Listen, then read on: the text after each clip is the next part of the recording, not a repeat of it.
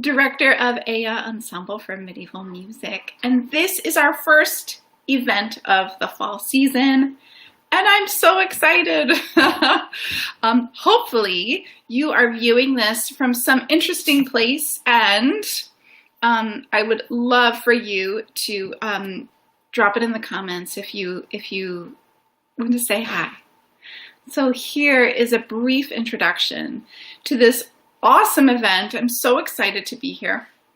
I have my trusty Symphonia here too, because this is an ensemble for medieval music, and we are celebrating this fall especially, but this whole season is really a celebration of women's voices. And for me, one of the most quintessential voice of woman is Hildegard of Bingen. She is, on a personal note, one of my heroes. I feel her spirit gently guiding me in all that I do musically. I feel her hand at my back. And I thought it was a really, really appropriate move for this first event to get everybody together to look at her music and sing some of her music. How cool is that? So there's a couple of announcements I wanted to make first. This event is the start of a long series of weekly events that are taking place for Aya. You can see all of those events at our website, ayaensemble.com. I wanted to invite you, if you really love Hildegard, to partake in some other events that we've got going on in the next 2 weeks. The first one is next Tuesday. I'm having a conversation with one of the foremost experts on Hildegard's music, Dr. Barbara Newman, and I'm going to show you one of my favorite things. This is a translation of all of Hildegard's songs. It has been my constant companion for 20 years. Dog-eared and well-loved. And Dr. Newman is going to be having a conversation. We'll have that live stream to our website and YouTube channel and Facebook page. However, it is a paid event. So you do need to go to our website and get a ticket. Or, even better, go and get a season subscription where you will be able to join us for lots of ticketed events and have a special chance to ask questions and connect with us. But most importantly, we're just glad you're here, and I'm so excited to talk about this music. I'm so excited to teach you this piece. So if you haven't already, go and get your sheet music. It's ayaensemble.com, and you can get free sheet music there. Right now we have a small little body of work that's going to build and build and build. But for starters, I wanted to introduce you to one of the first pieces that I learned, and I think it is a wonderful introduction to Hildegard's musical language, to her textual style, and to really give us an entree into this kind of music. So, here's the plan. I want to actually not spend too much time talking about Hildegard. I'm also going to invite you to another event, a webinar coming up in 2 weeks, where I will go into great depth about Hildegard, her life, her music, her mythology, and there's lots and lots of depth that we'll cover in that particular webinar. But for today, it's about the music. And for getting our ears around this, and for getting our eyes around this too.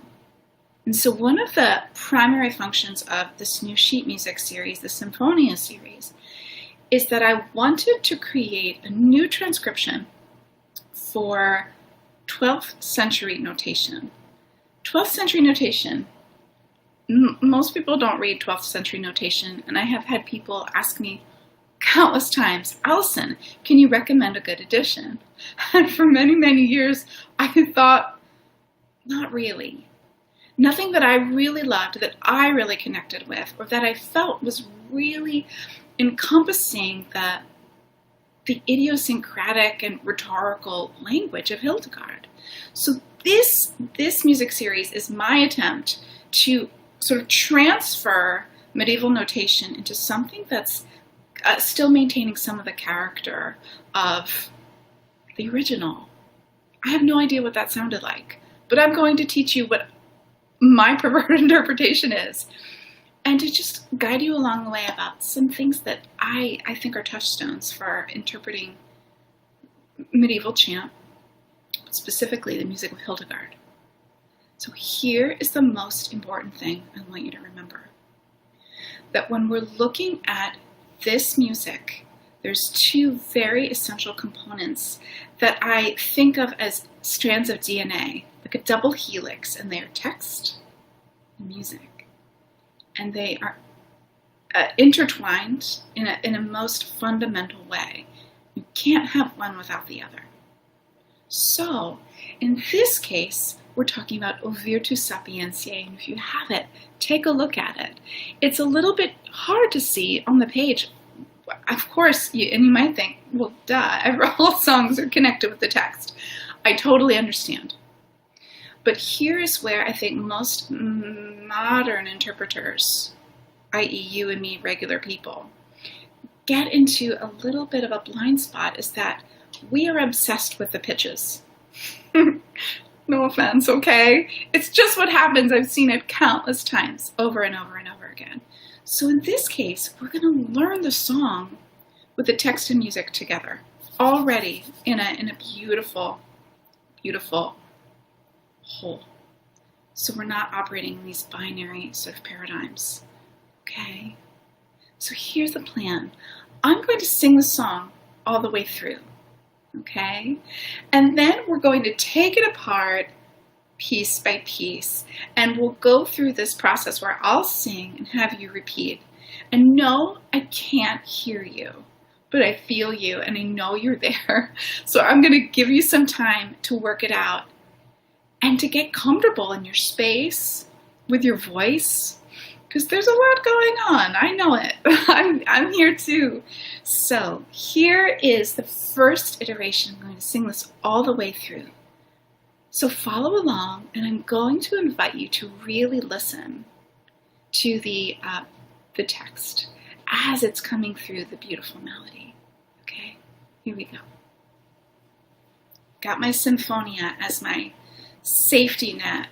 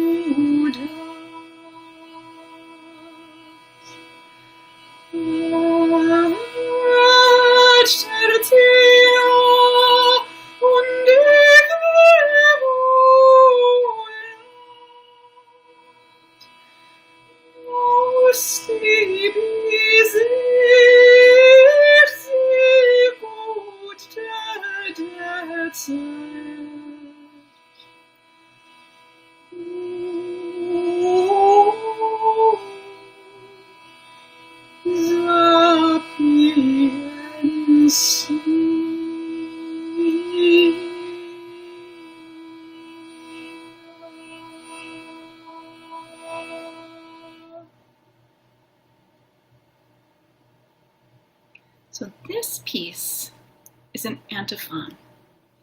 It's a musical, or rather a liturgical form that has a pretty simple musical structure and is fairly short, fairly brief in length, which is the perfect way to get us into this rep. So here is what we're going to do. I'm going to lead you through line by line, but it actually is going to be in smaller pieces, okay? So here is my advice. As you're looking at the score, use your eyes, but don't sing with your eyes. So here's rule number 1 in singing chant. You can't think chants.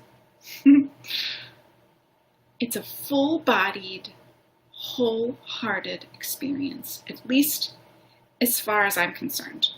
So that means we can't think the notes with our eyes, but rather we're going to actually use our eyes. We need the information from the page, but we're going to use our ears and, importantly, our body and our heart, okay? So here's the first line. I'm going to sing it and you repeat, and we're going to go back and forth until we put together a whole line, and then we'll put together a whole section. Here we go. Repeat after me, okay? And now you.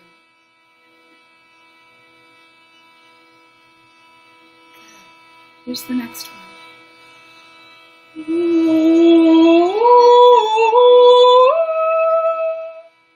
Now you. Good. And so now you see on your score you have these big note heads and these itty bitty note heads. So the note heads are indicating the relative length or duration of these pitches, but importantly, it's really about the amount of gravity or weight. So even though we may have notes that are longer or shorter, there's still this beautiful flow of musical flow. It's going to be provided by our breath. So I'm going to sing that whole first O. Have a listen, and then we'll have you repeat, okay? So the smaller notes, we're going to be a little bit more dynamic, a little more fluid, a little bit more fleet.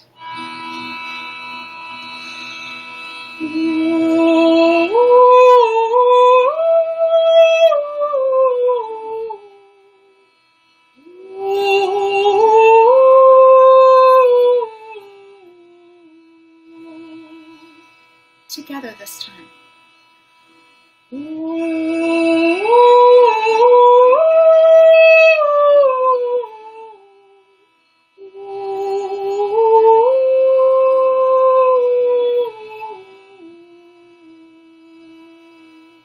Great job. And that's O, like ode.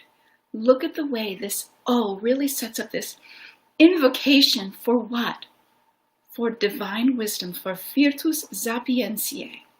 So let's carry on. I'll sing the next 2 words, okay? Virtus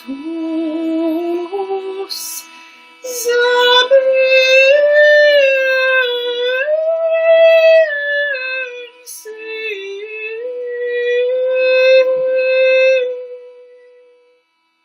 Let's sing that together. Virtus sapientiae.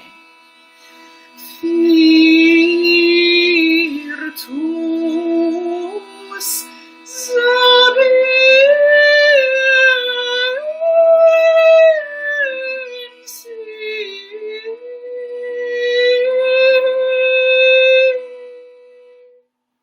Beautiful. And we'll put the whole line together. O virtus sapientiae, which means, O divine wisdom. Love that. Here we go.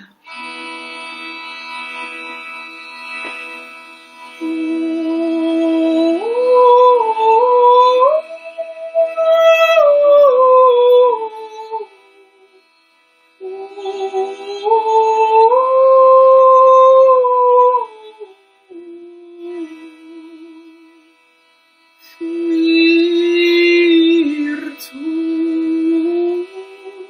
sapientiae.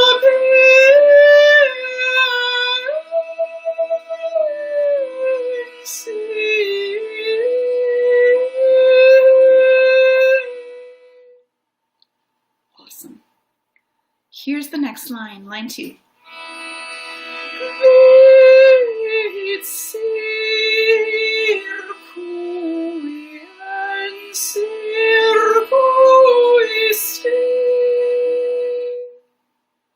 That you circled, circling. This is my favorite line in this chant, because I love alliteration, but because think of that beautiful image. I'll sing that one more time, and there's some really cool details in this line. I'll talk about them in a sec. I'll sing, you sing.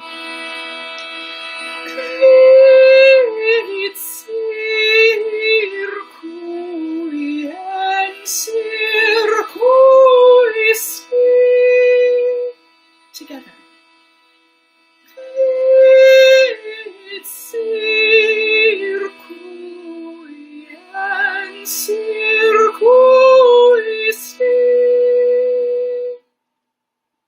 So in this score, you see a few interesting details. So we have one note that has like a little tenuto underneath of it. That is what is a specific noon or a musical notational symbol that says press into this. It's called a pressus. And we add a little bit of pressure. Not from here, just with our intention. And then we see on the the third note of circuiens. Here in this transcription, I put this R in parentheses. What in the world is that? This is an indication of what's called a liquescence, which basically translates to liquid noon, something like this. But what it's really indicating is an articulation of the consonant on that note. We literally close down on the consonant. Yes, it's awkward on an R. Yes, it is an interesting thing. The most important thing I think to remember, though, is to keep the through line of the musical energy. What I consider also the breath energy. Let's sing that line one more time and then we'll go on. Let's do it together. Here's that secret. Here we go, ready?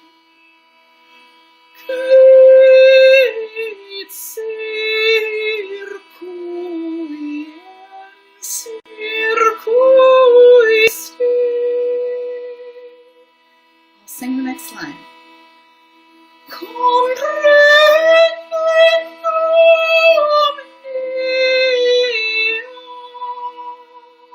Together.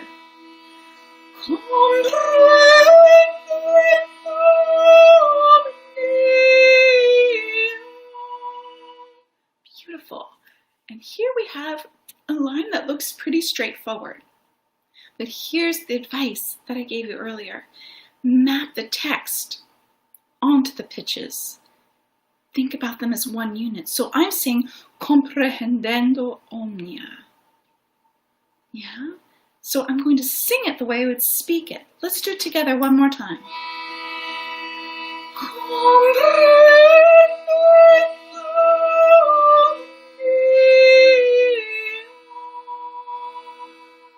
Good job. Here's line 4. Have a listen.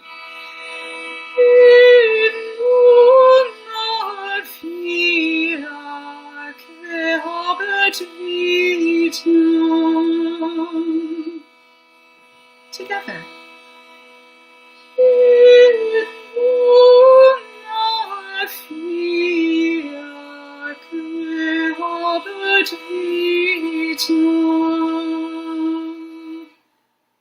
Great. Those 4 lines are the first section of this piece. Yes, the invocation to divine wisdom. You circled, circling, encompassing all in one path possessed of vitam, of life.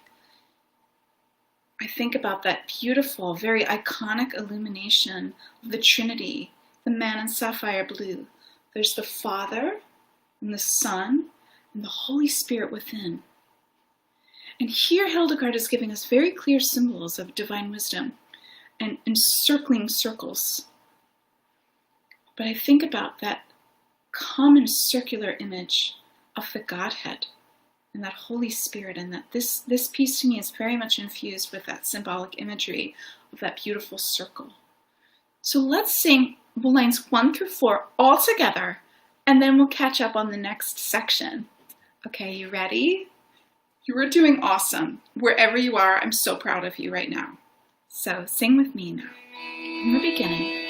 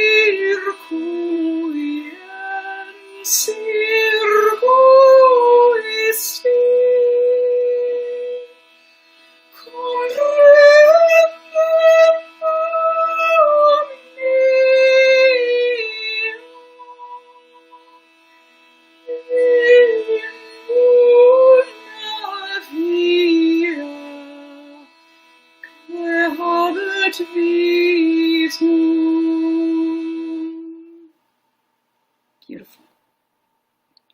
So now we have the next section of Ouvir to Sapientie, from lines 5 through 8. 4 more lines. Now here she takes us textually into a new place. So we have this big, beautiful invocation with that very idiosyncratic open fifth, with that beautiful springboard up into that octave right away. And now we have some, well, a little bit more detail. Here, getting into the explanation. O divine wisdom, here in line 5, tres alas habens, you have 3 wings. Alas is in all Latin gradations of meaning. But let's keep it simple here. That quarum una in altum volat. 1 flies from on high. Line 7, et altera de terra zudat. And 1 comes up from the earth. Et tertia, and the 3rd moves everywhere. Yes. So we have 3 parts. Again, thinking about that Holy Trinity, the 3 components of that. So I'm going to go line by line. I'll sing, you sing. Here's line 5, okay? Tres solas habens. Together. Tres solas habens.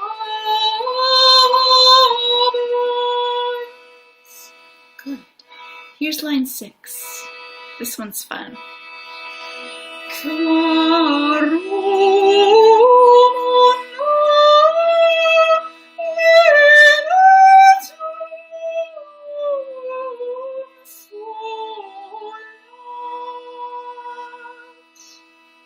I'll sing that one more time. Check out all the detail in this line. One more time, and then together.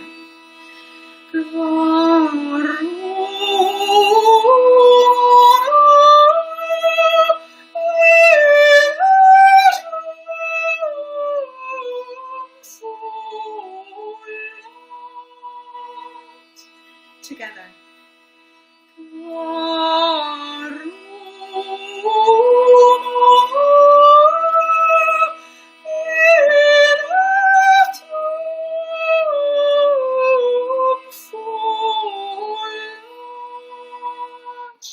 Great job. Here's line 7. Et altero de terra zudat. Together. Et altero de terra zudat.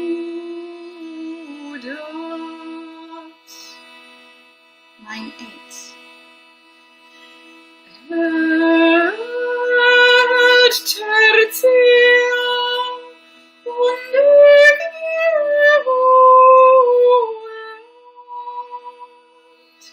Together.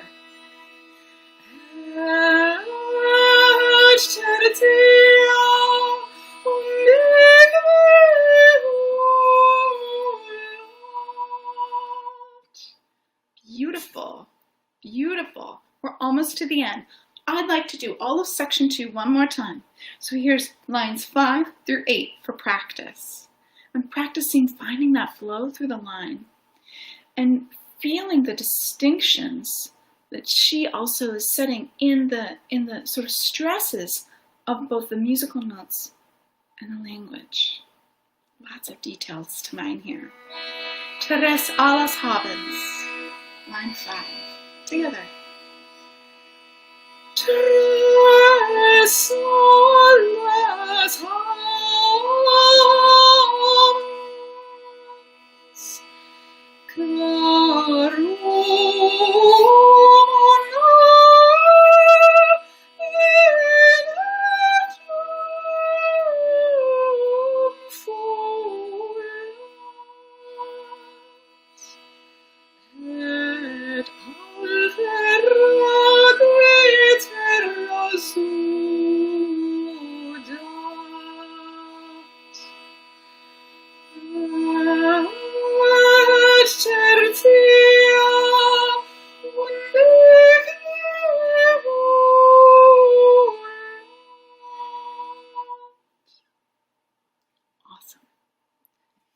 Now we have a few more lines, only 2 more lines, the very last section of this piece, which is a very typical structure here. This antiphon, we invoke something, we talk about the details or the characteristics of that thing, and then we have this final sort of call for praise, or a call for a prayer, or exhortation. We're calling to you. Yeah. And here we're saying, praise be to you as befits you, O wisdom. All right. Now here we have laus, which is a wonderful word. It means praise, joy. Yeah. So here's line 9. Have a listen.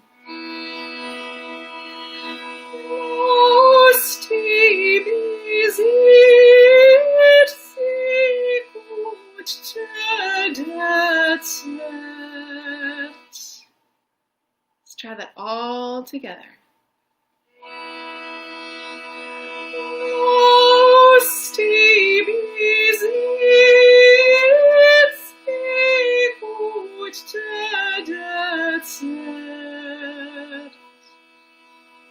Now here's the last line. Have a listen.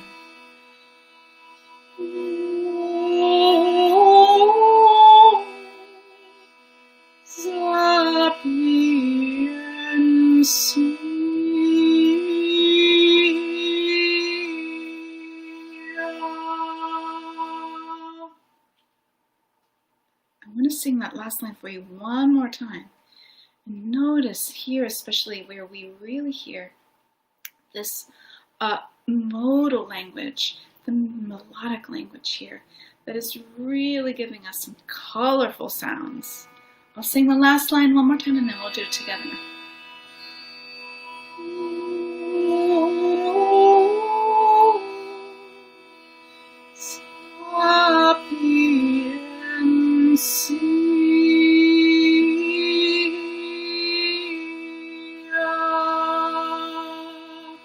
Together.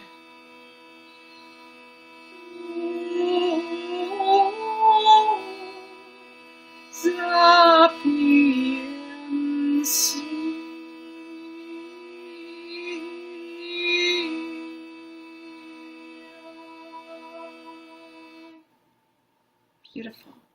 Let's do the last 2 lines of that last section. Laus tibi sicut tedecet o sapientia. Together. Laus tibi sicut tedecet.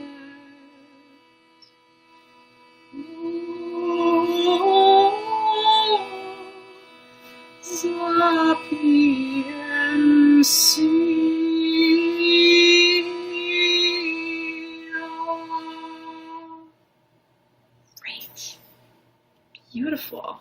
I'm just checking in. Awesome. Awesome. Let's go to the beginning. Do you believe it? You just learned a whole chant, and we're going to sing a whole chant by Hildegard of Bingen. And this time I'm going to give you a challenge that as we work through, and you're going to be thinking, oh my God, I forget how this goes. It's okay. It's okay to forget. But here's what I want you to do. I want you to practice being in the flow of the music rather than, I've got to get this right. Okay?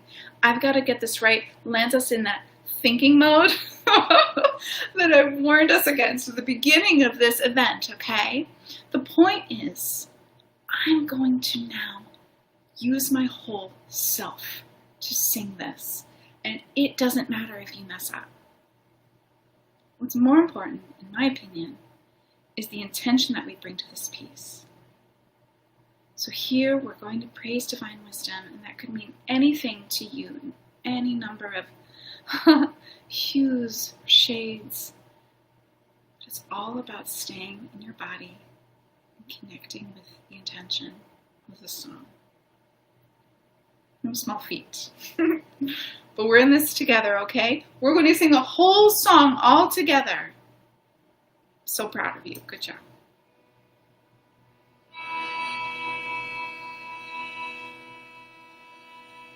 Here we go.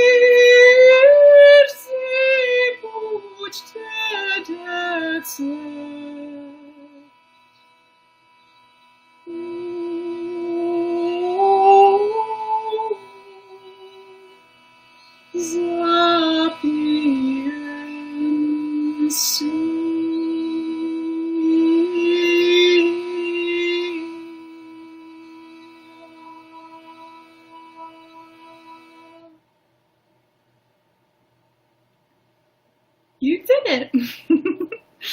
Congratulations! I hope you liked the piece. Yes.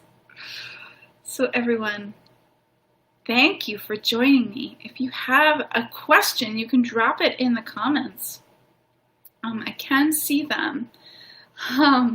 Thank you, Thomas. I see you. And I appreciate that. I want to invite you once again to some really cool events, and you can see them all at ayaensemble.com. I have an interview next week with Barbara Newman, who literally wrote the book on the Symphonia, this chant being one of those songs. The Symphonia is a group of songs that Hildegard saw as one whole sort of body of work. The week following that, October 6th, we have a more in-depth webinar that will be held privately on Zoom so we can get really up close and personal with Hildegard and with her music, with her creative process, with her visionary work, and just get into the meat of all of this. The last thing that I will tell you about is a community workshop where we will spend 6 weeks, the women of Aya and you, 6 weeks, consecutive weeks, learning this music from the original notation. So come and learn 12th century notation with us and get even more in depth about interpreting this music and learning some really, really wonderful new things, especially about medieval music, about Hildegard and her legacy. So, everyone, I hope you have a beautiful day. I'm thrilled that you joined me. This was so much fun. And you just drop us a line if you have any questions at all. And I hope to catch you at the next event. Take care, everyone. Bye-bye.